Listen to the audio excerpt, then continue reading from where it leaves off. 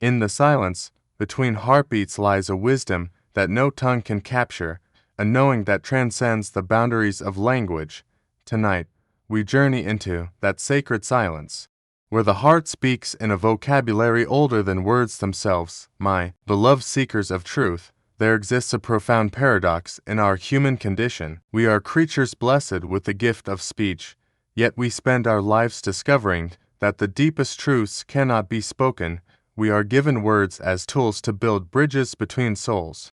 Yet we find that love, in its purest form, renders us gloriously speechless. Tonight, I stand before you to speak about that which cannot be spoken, to use words to point toward their own inadequacy, like a finger pointing at the moon. Knowing it is not the moon itself, when the heart truly remembers, it remembers, not with the mind's mechanical recollection, but with a recognition that penetrates the very essence of being. It is the remembrance of the soul's origin, the recall of that primordial covenant when all souls stood before the divine and answered, "Yes, you are our Lord." This remembrance is not learned, it is awakened. It does not require rehearsal, it requires surrender. Consider the lover who gazes upon the beloved. In that gaze, volumes are spoken, yet not a word is uttered. The mother who holds her newborn child needs no vocabulary to communicate the infinite love that flows from her heart. The mystic who touches the hem of divine presence finds that every word ever written falls away like autumn leaves, beautiful in their falling, but ultimately returning to silence.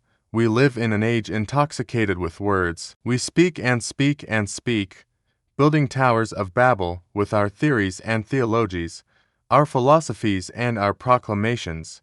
Yet in all this cacophony, we have forgotten the sacred art of listening, not with our ears, but with our hearts. We have forgotten that sometimes the profoundest prayer is not the one eloquently articulated, but the one that catches in the throat, wordless and raw, pure as morning light.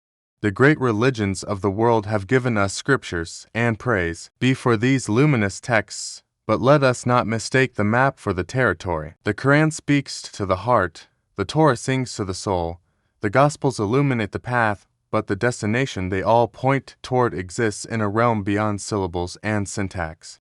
It is the realm of direct knowing, of intimate presence, of the heart's immediate cognition of truth. I have spent my life writing. Thousands upon thousands of pages have flowed from my pen. Yet I confess to you now, every word I have ever written has been an attempt to describe the indescribable, to capture in the net of language what can only be known in the freedom of pure experience. My words are not the destination. They are merely invitations to your own journey inward. When the heart remembers, it recognizes the beloved in every face. It sees the divine signature in every leaf, every stone, every passing cloud. It understands that separation was always an illusion, that we have never been apart from the source. Though we have spent lifetimes convinced of our exile, this remembrance does not come through study alone, though study has its place, but through the alchemy of presence, through the dissolution of the false self, through the courage to stand naked before reality without the armor of concepts. Words, you see, are the tools of duality, subject and object, here and there, then and now. But the heart's remembrance takes us into the realm of unity, where all oppositions dissolve like salt in the ocean of being. In that ocean, what is there to say? Who is there to say it?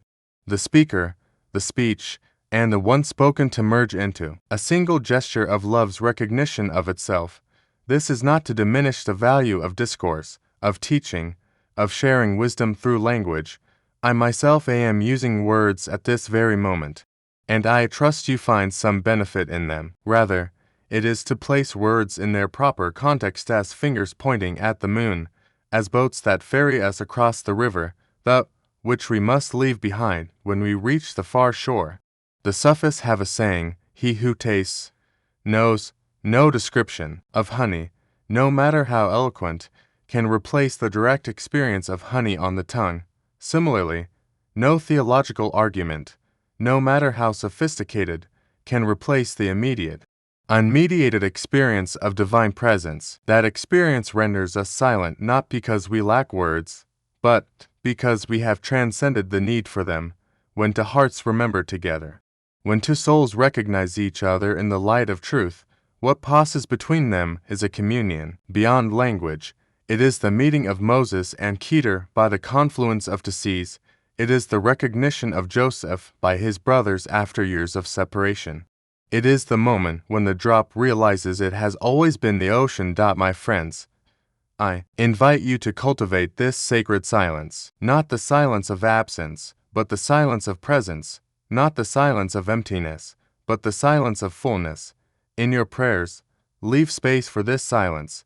In your relationships, honor the communication that happens in the spaces between words. In your own heart, listen for the voice that speaks without sound, the knowing that requires no explanation. That the mind seeks certainty through definition. It wants to capture, to categorize, to control, but the heart knows how to navigate by a different star. It follows the compass of intuition, of love, of direct recognition. It understands what the mind can never grasp, that we are both the question and the answer, both the seeker and the sought, both the lover and the beloved. When the heart remembers, it laughs at our elaborate theologies, not in mockery, but in the joy of recognition. It is the laughter of one who has spent years searching for his glasses only to discover they were on his head all along. It is the laughter of the dreamer who awakens and realizes that the monster chasing him was just a shadow on the wall. It is the laughter of love reunited with itself after the play of apparent separation. Thought so tonight. I leave you with this paradox. I have used many words to tell you that words are unnecessary. I have spoken at length about the value of silence. Consider this speech not as something to remember intellectually, but as a key to unlock your own direct experience. Let these words dissolve in the solvent of your consciousness, leaving behind not concepts to memorize, but an opening, an invitation, a gentle nudge toward the remembrance that already lives within you. For in truth, your heart already knows everything I have said tonight. It has always known. It is knowing even now, in the pregnant pause between my words, in the space before thought rises, in the stillness that underlies all motion. When the heart remembers, words become unnecessary, and in that blessed necessity, we finally come home. May your hearts remember, may your silence sing, may your wordless knowing guide you to the truth that has never been absent, only overlooked. The human heart possesses a faculty of understanding that operates entirely independent of our rational mind and linguistic capabilities. This faculty does not process information through the sequential, analytical methods that characterize ordinary thinking. Instead, it apprehends truth instantaneously, holistically, and with a certainty that needs no external validation. When we speak of the heart's knowing, we are not referring to emotion in the sentimental sense, but to a profound organ of spiritual perception that mystics across all traditions have recognized as the seat of divine consciousness within the human being. This heart knowing operates through what we might call direct cognition or immediate apprehension. Consider how you know that you exist. No syllogism is required. No proof is necessary. The knowledge of your own being is self-evident, requiring no intermediary of language or logic. Similarly, when the spiritual heart awakens to its true nature, it recognizes reality with the same undeniable immediacy. This recognition cannot be transmitted through words because words are always one step removed from the experience they attempt to describe. They are symbols pointing toward meaning, whereas the heart's knowing is the meaning itself, unmediated and direct. Throughout history, mystics have struggled with this fundamental limitation of language.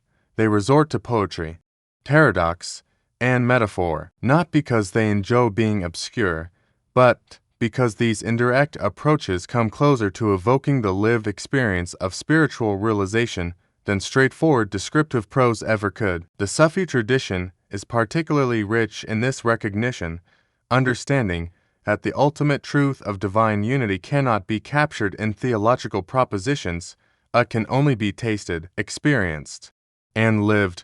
When two people share this hard knowing, their communication happens at a level far deeper than verbal exchange. They understand each other's silence as clearly as their words, and often more clearly. This is not telepathy in any supernatural sense, but rather a resonance of consciousness, attuning to the same frequency of awareness. In the presence of such communion, speech often feels like an intrusion, a clumsy attempt to articulate what is already perfectly understood in the shared space of presence. There exists a fundamental distinction between the mind's ability to recall information and the heart's capacity for sacred remembrance. When we speak of remembrance in the spiritual sense, we are not talking about the retrieval of stored data from mental archives. We are speaking of a recognition that awakens something already present but dormant within the soul. This remembrance is not about learning something new, but about uncovering what has always been true, stripping away the veils of forgetfulness that have obscured our original nature. In Islamic mysticism, this concept is rooted in the primordial covenant, the moment before time when all souls acknowledge their relationship with the divine.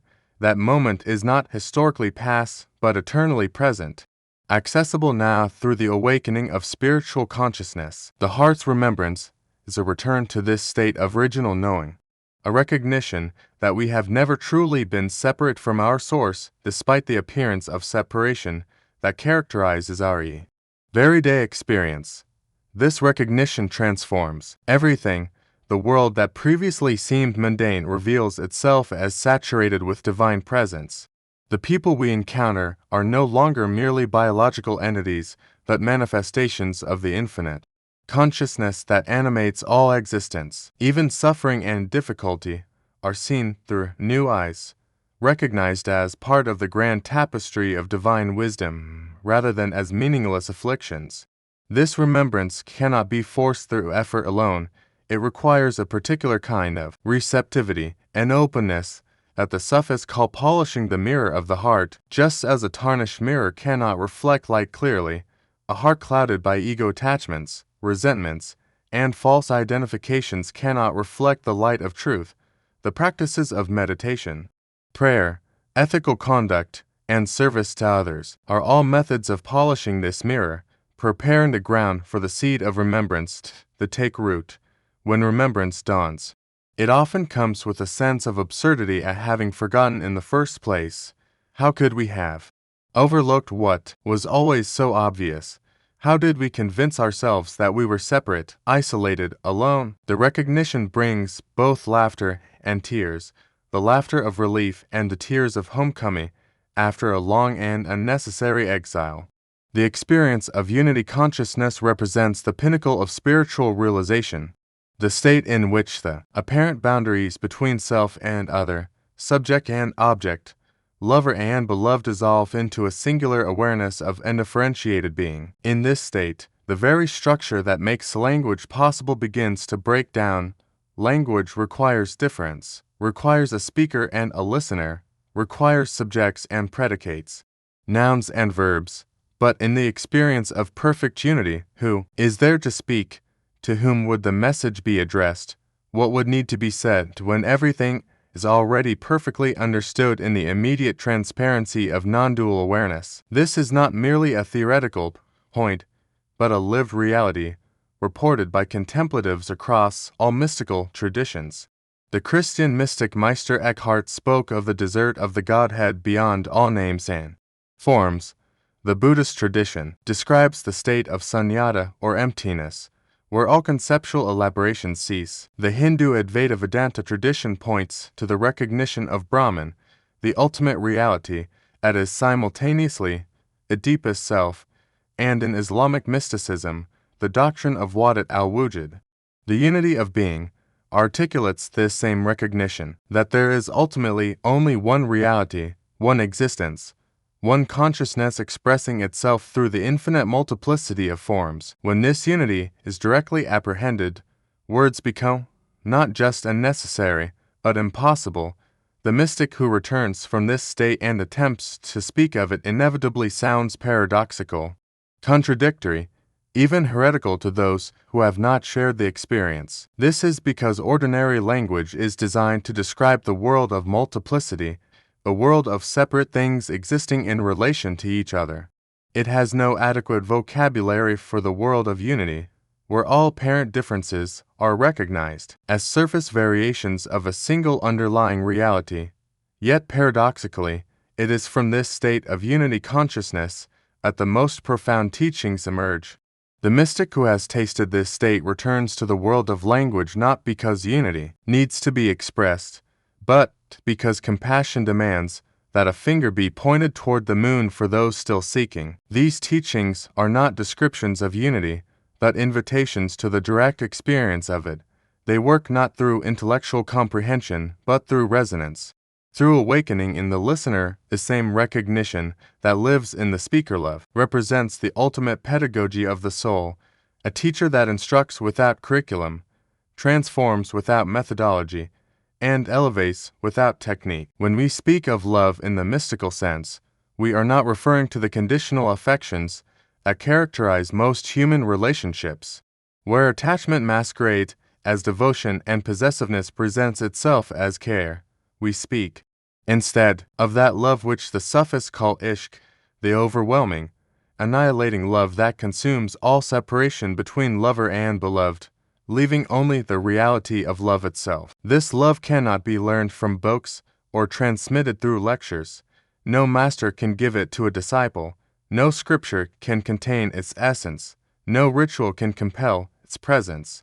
It arrives as grace, unbidden and unexpected, often in moments when we have exhausted all our strategies and surrendered all our attempts at control. Yet when it comes, it teaches with a precision and completeness that surpasses all academic learning.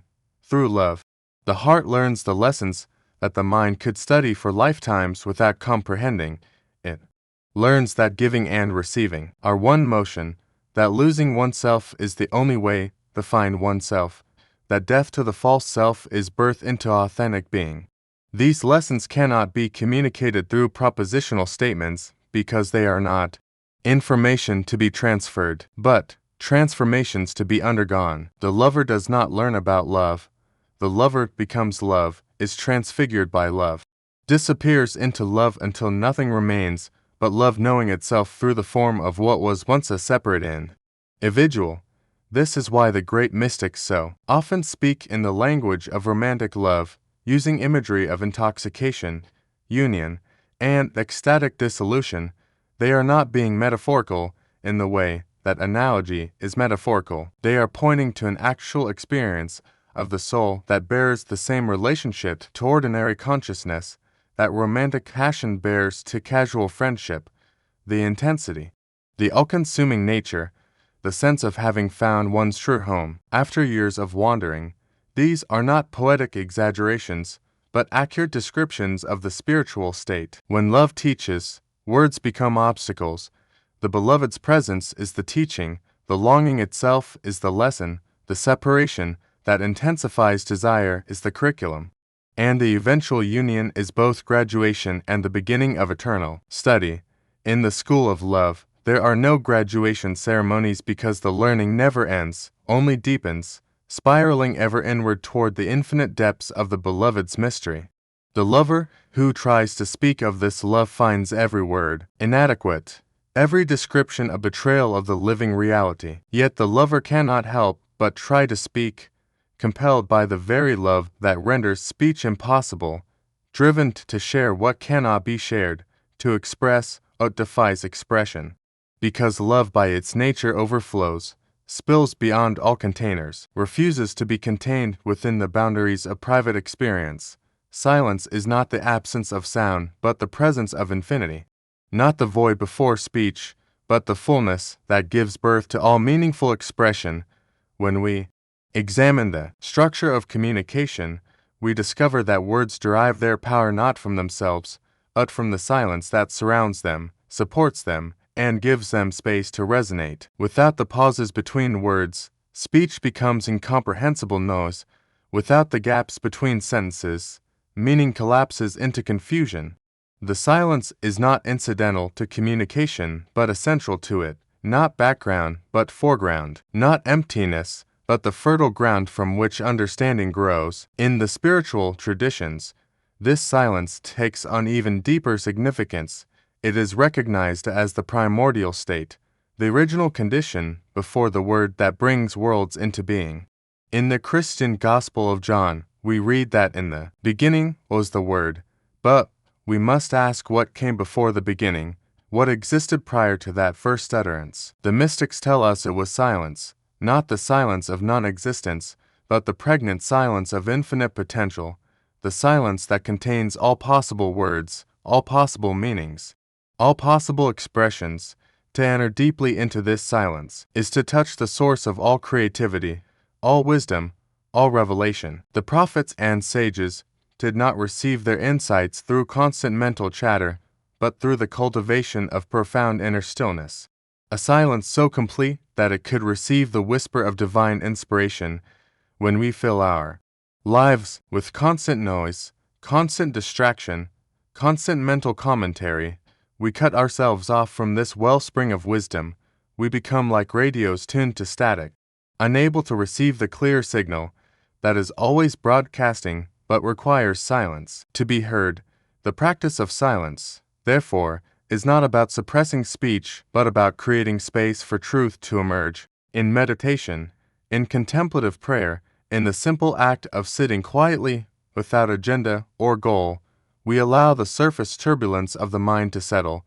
As it settles, we discover that beneath the endless stream of thoughts lies a vast stillness, an awareness that is always present but usually overlooked in our obsession with mental content. This awareness does not need to be created or achieved. It is our fundamental nature, always already present, patiently waiting to be recognized. From this silence, authentic communication becomes possible.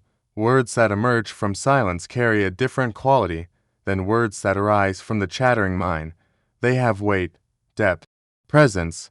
They land in the listener's consciousness, not as abstract concepts, but as living transmissions of understanding. The teacher who speaks from silence may say very little, but those few words penetrate deeply, working in the student's consciousness long after they are spoken. The friend who listens from silence offers a presence that heals beyond any advice or consolation. In this silence, we discover that we have been trying to say too much, that our compulsive talking has been an avoidance of the intimacy that silence makes possible. The fundamental error that generates all human suffering is the illusion of separation, the deeply held conviction that we are isolated entities, separate from each other, separate from nature, separate from the divine source of our being. This illusion is so convincing, so pervasive, that it forms the unquestioned foundation of our ordinary experience. We look out at the world and see it as something external, something other than ourselves. We encounter people and experience them as separate consciousnesses, fundamentally different from our own. We think of God, if we think of God at all, as a distant being somewhere beyond the sky, infinitely removed from our finite existence. Yet this entire edifice of separation, convincing though it appears, is ultimately a construct of the conditioned mind, a case of mistaken identities so profound that we have forgotten our true nature. The mystics across all traditions have recognized this error and dedicated their lives to awakening from it. They tell us that separation is not the fundamental reality, but a surface appearance.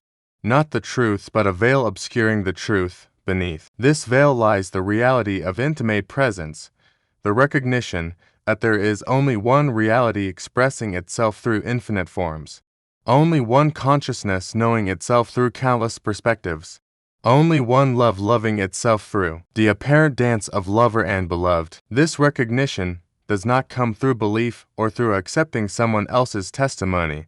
It comes through direct seeing, through the falling away of the perceptual filters that create the illusion of separation. When these filters dissolve, what remains is not a theory about unity, but the immediate experience of it. The boundary between self and world becomes transparent, permeable, ultimately illusory. We discover that we are not small, isolated beings looking out at a vast universe, but that we are the universe itself, looking at itself through these particular eyes, knowing itself through this particular nervous system. This recognition brings tremendous liberation, but also tremendous responsibility. If there is no fundamental separation, then how we treat others is how we treat ourselves. The suffering we inflict on others is suffering we inflict on ourselves. The love we offer to others is love we offer to ourselves. This is not merely an ethical principle, but a description of reality, a recognition that the apparent boundaries between beings are arbitrary conventions, useful, perhaps for practical purposes, but ultimately unreal. When the heart awakens to this intimate presence, words become unnecessary because there is no distance across which communication needs to travel in the space of non-separation.